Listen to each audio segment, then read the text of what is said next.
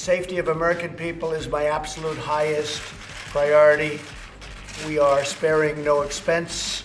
We are totally prepared. We're ready. We're as ready as anybody's ever been. And it looks to me, and it looks to a lot of very talented people that do this for a living, like this is going to be a storm that's going to be a very large one, far larger than we've seen in perhaps decades. Hello, everybody. Welcome to the Jimmy Mathis Show.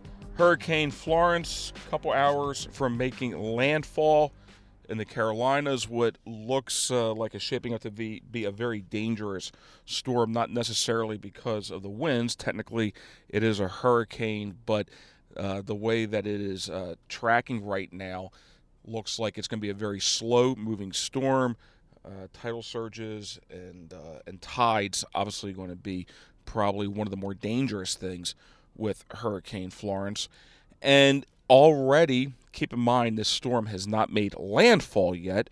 The left is already beginning to politicize this storm. Obviously, Donald Trump had to deal with the hurricane that hit in Puerto Rico not too long ago, a tragic storm where over 3,000 people lost their lives.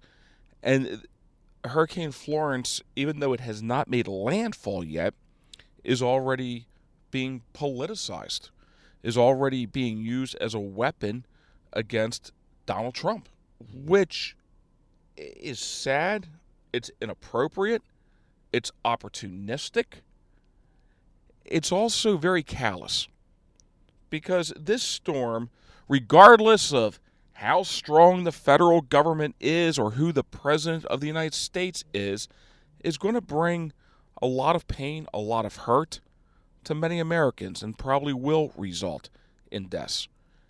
And that has nothing to do with who the president of the United States is, or how efficient FEMA is, or any of these things. And the fact that it's being politicized already before the storm has even made landfall is really over the top. I was listening to Mark Levin last night, and he nailed it. You know, he brought up when it comes to the first responders, when it comes to boots on the ground, if you will, where does that responsibility, again, ladies and gentlemen, does not mean by any means that America, the federal government, does not have a responsibility to aid, assist, especially when it comes to the bureaucracy with funding and money and coordinating agencies via FEMA. Got it. But the original boots on the ground, the original first responders, where does that responsibility land? And of course, it lands with the states, cities, municipalities. It's a local effort. Firemen, medics, police, they are at the local level, which is why it's imperative that governors take proactive stances, proactive measures on declaring areas a state of emergency before the storm even hits, getting the ball rolling on putting the pieces in place to handle and logistically deal with these natural disasters. Is there a role for FEMA and the federal government? Absolutely. But to politicize Hurricane Florence at this point and start placing blame on Donald Trump for a storm that hasn't even hit yet is ridiculous. It also ties into what can the federal government do? And even to a larger question, ladies and gentlemen, what do you want the federal government to do?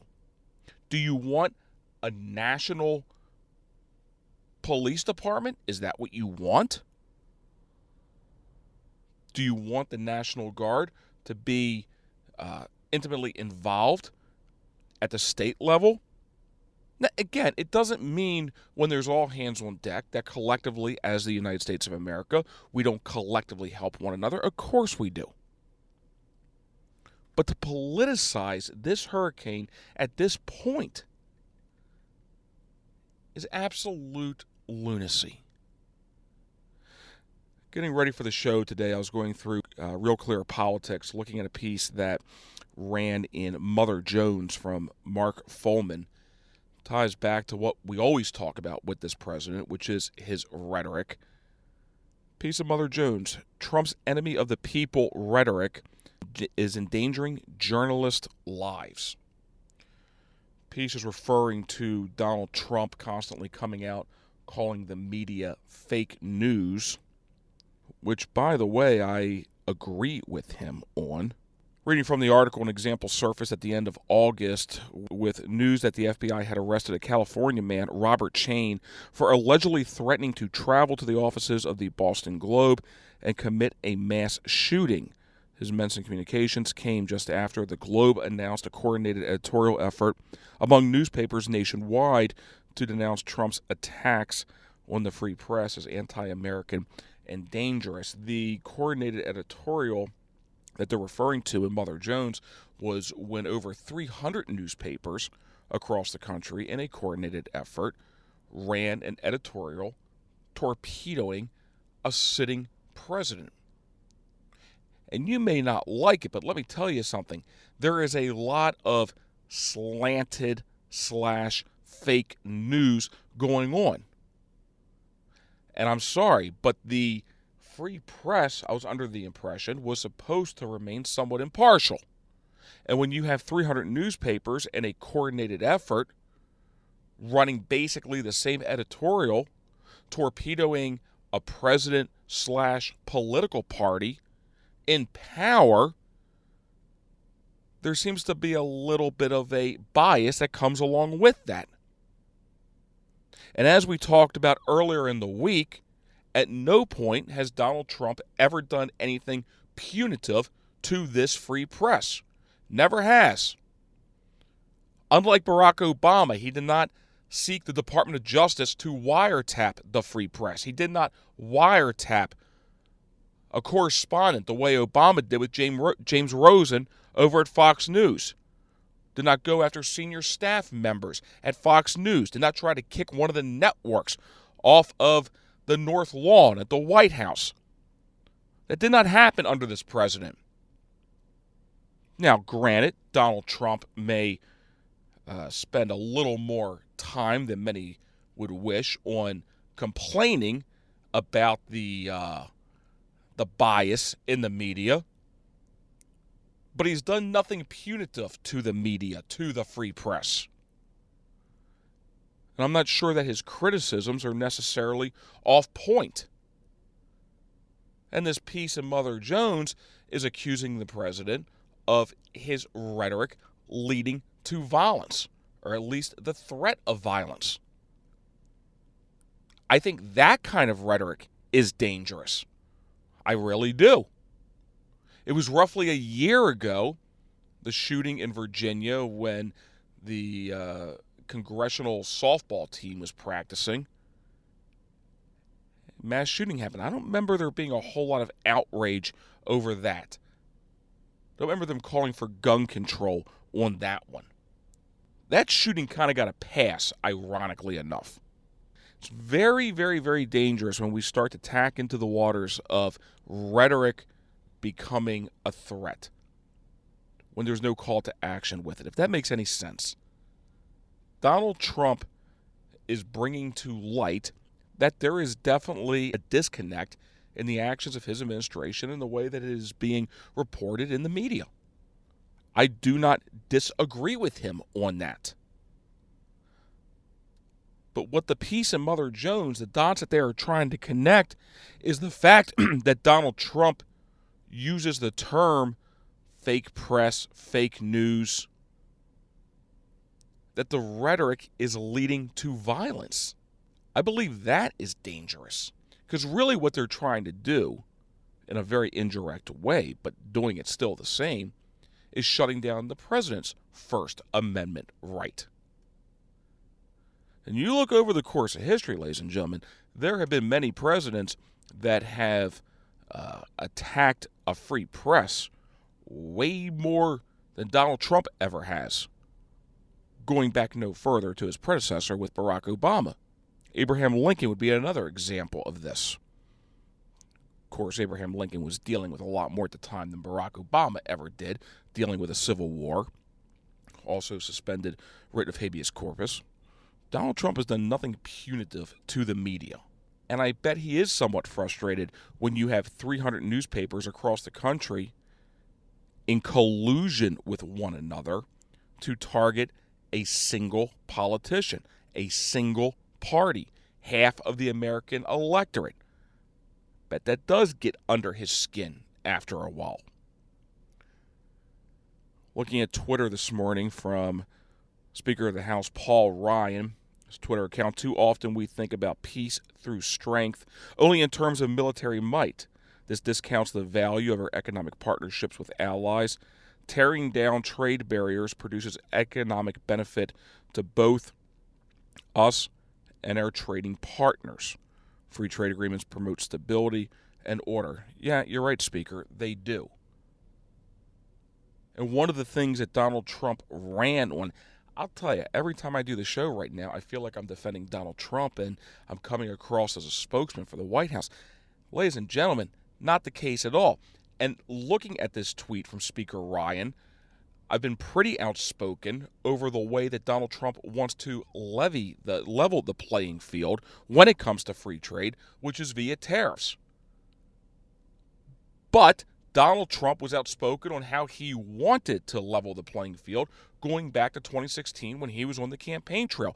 Donald Trump, one of the few politicians, definitely at that level, that brought unfair trade agreements to the forefront and made it part of his campaign, made it a priority of his administration. Too often we think about peace through strength, not only in the terms of military might. No, that is true, Speaker Ryan, but it starts there.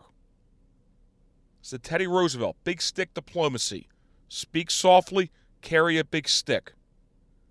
Republicans more and more frequently are sounding like Democrats.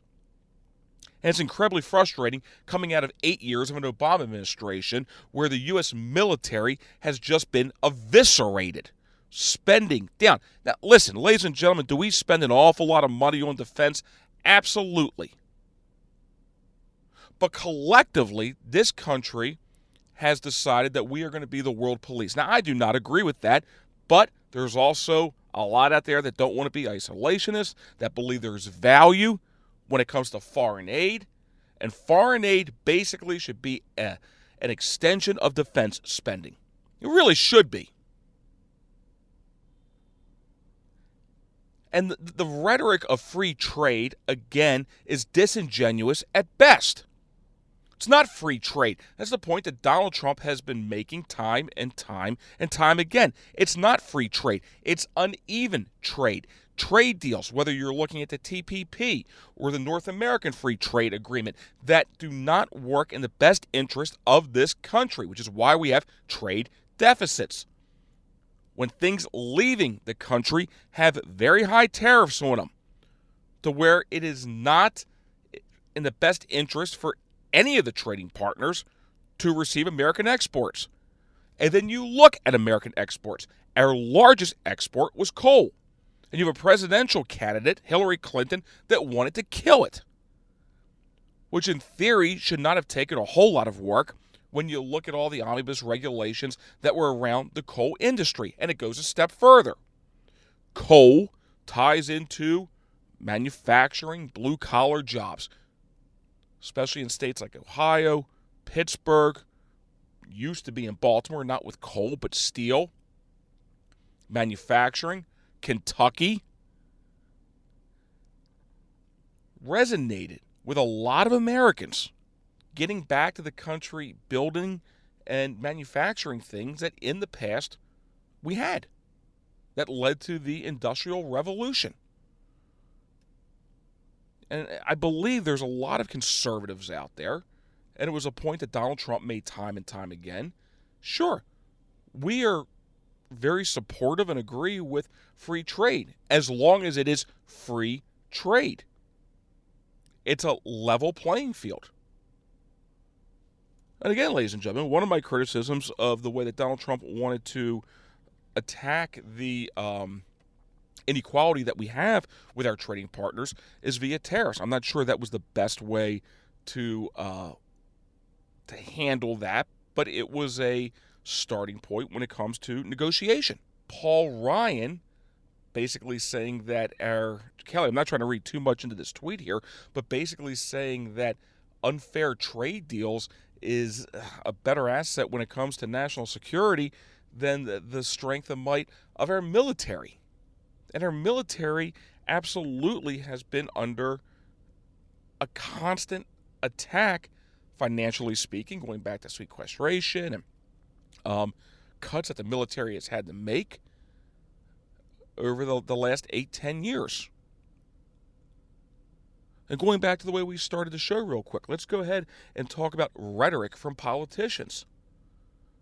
Donald Trump, yes, calling out what I do believe is unfair reporting on his presidency.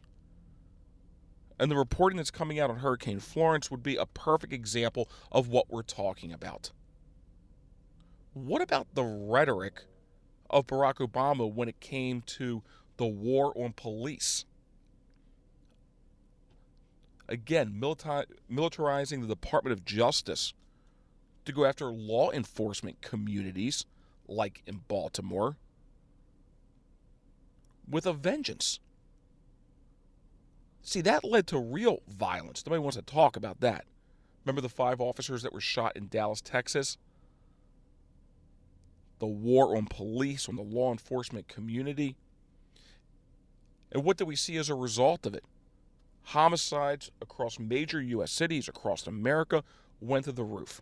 Baltimore, a perfect example. You really believe all that is the collateral damage, the aftermath of Freddie Gray? Absolutely not. You see it in Chicago, in President Obama's hometown. That's rhetoric that was leading to actual deaths, which got very little attention.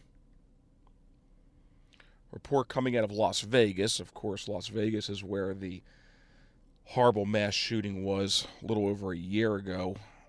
Mandalay Bay Casino during the Jason Aldean concert.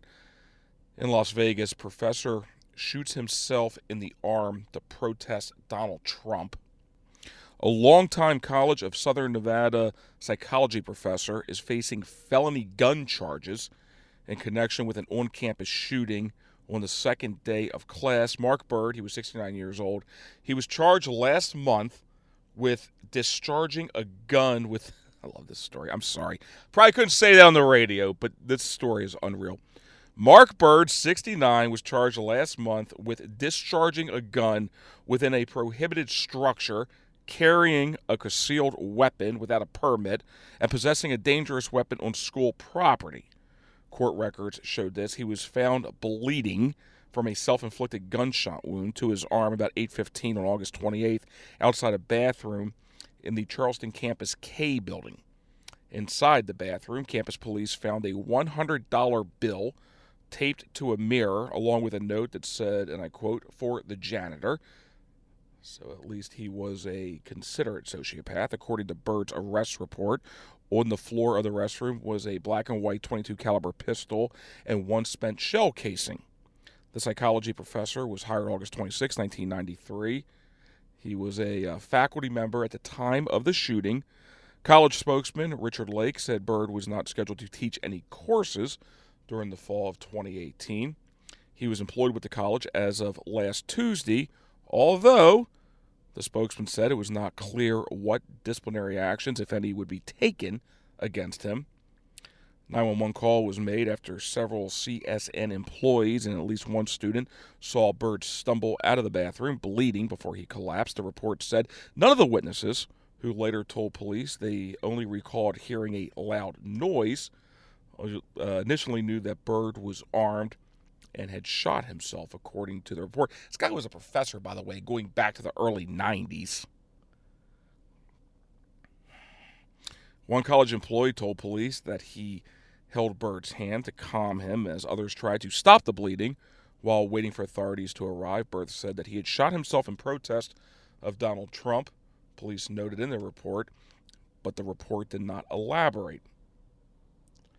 Part of the problem that Bird is running into right now, Sorry if I'm laughing. First of all, you got to respect. Guy's definitely a gentleman. You got to respect the fact that he taped a $100 bill to the mirror in the bathroom for whoever got to clean up his protest. The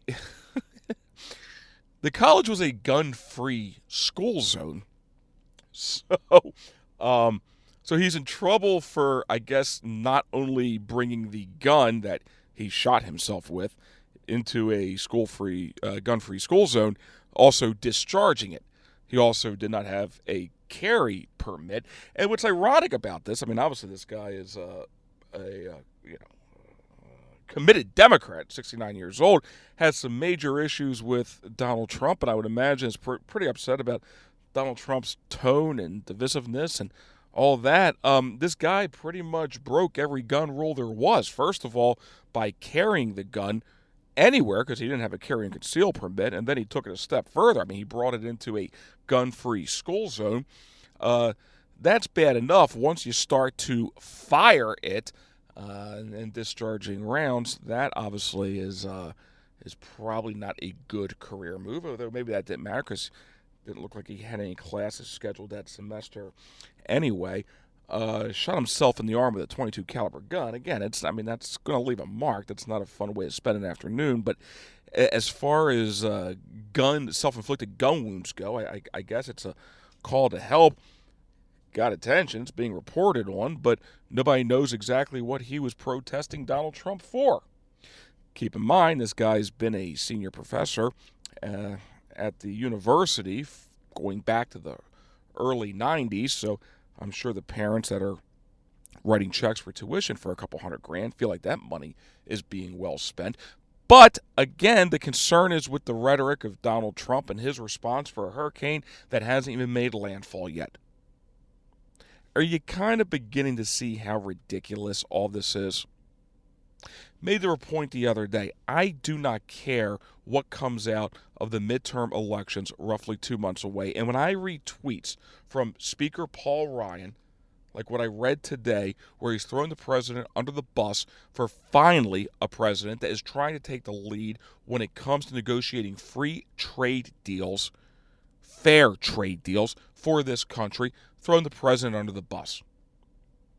And it brings me back to a question I have asked multiple times over the last couple weeks here as we start to fast forward to these midterm elections. What has the president's party done for him? What does any of it matter? Honestly, at the end of the day, legislatively speaking, what does it matter? What is this party going to do to help this president? And what are we focusing on right now? We're focusing on rhetoric. We're focusing on a storm that has not made landfall. And the media that Donald Trump classifies as fake news can focus really at the end of the day on pretty much nothing more than the tone of the president and the words that he uses to cut through the noise, which for the most part seems to be working right now. For the most part. And for the media that is jumping on the bandwagon and politicizing Hurricane Florence, shame on you. And it's part of what ties into the fake news narrative. It has nothing to do with who is president or how efficient FEMA or any agency within the federal government is. When you have a natural disaster, there's going to be pain, there's going to be hurt, there's going to be death. And to politicize it before it even happens, I think, is pretty shameful. So it looks like Hurricane Florence, ladies and gentlemen, will be making landfall in the Carolinas probably early tomorrow morning, Friday morning. And we'll see what Mother Nature does with it. Again, just looking at weather reports right now, looks like wind gust up around 105 miles an hour. What makes Florence a special storm is that it's stalling right on the coast, and it's going to be an ongoing storm. So we'll see what happens with that. Everybody, I'll see you tomorrow. Ravens taking on the Cincinnati Bengals tonight at 8:30 in Cincinnati. We'll see what comes out of that. They really did let the kneeling thing go. There's a couple sole survivors out there keeping that trucking along, but for the most part, they let the kneeling thing go. So good for them. Go O's. Kelly, thank you very much, everybody. Be safe. I'll see you tomorrow. Have a great day. See you tomorrow. Bye.